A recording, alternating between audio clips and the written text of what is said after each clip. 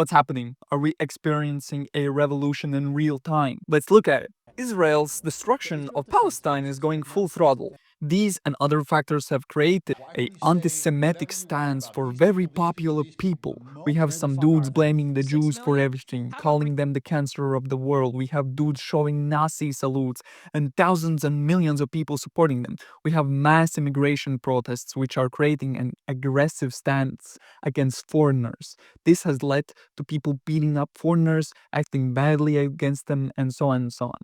And for some odd reason, we have white dudes using the N-word and saying that women should not talk. That's kind of weird. And millions are supporting this stance. It's hard to not look at this and not say, what is going on, dude? Like, what's going on? But I have a great explanation to what is happening, and it all makes sense. Get ready to get your brain cells moving. So, Thomas Kuhn was a great dude in science philosophy. Basically, everybody thought that science developed in a linear way. We have problems, we solve them, and go further, and so on and so on. But Kuhn came and said, no, science doesn't develop that way. It explodes, it expands, and we solve puzzles of the time and the paradigm. Shortage in bars. Ain't no shortage in bars around here. But the real development happens when we can't explain why old ways can't solve today's problems. And then we catch more problems until we say, wait, this old stuff isn't working. We must seek something new. And boom, revolution. The same thing is happening right now. Our politicians can recognize the crazy power that Israel is using against Palestine, going into a country and demolishing every home next to its border. Legit land cleansing. Politicians can't fix immigration, immigrants taking over their cities, establishing their own traditions essentially, and disrespecting the old ones that were in the land that they have sheltered themselves in. These politicians can't protect us. This old stuff is not working. We must change something. Next part. How do you change something already established? The only way to get big changes is by being hard, by being heard. That means you have to go aggressive. You won't get that kind of change peacefully, People already tried the peaceful way. Now they have to do something else. They started throwing Nazi signs, saying the N-word, and so on and so on. Now this will be the new approach. Now bear with me. The most seen ideas will be those ideas that are most spread on social media. And what does social media spread? Controversy. Great. So now the ideas that spread the farthest and are heard are the extreme ones, the most controversial ones.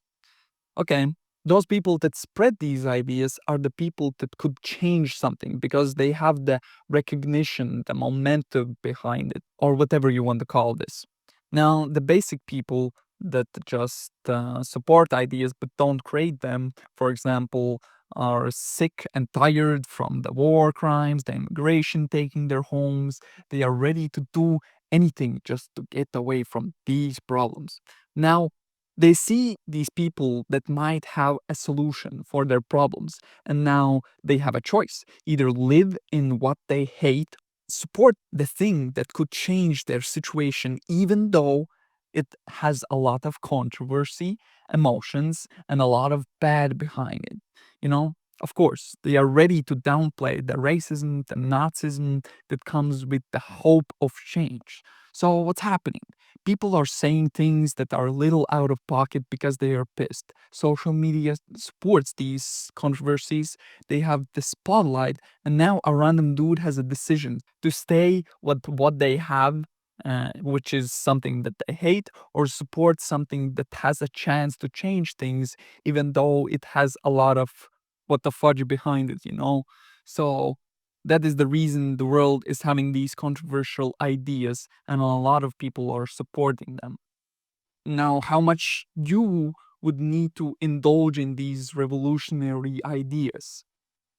Well, firstly, understand that yes, they have a point. There needs to be some sort of a change, but the world wouldn't be a better place if we became Nazis or racist or whatever.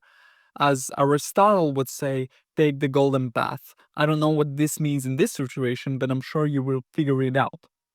Don't be dumb, don't be emotional. Understand that these people that are speaking this hate and creating this hope that something will change are basically very emotional in this moment. And yeah, just think with your own head, you know. That's it.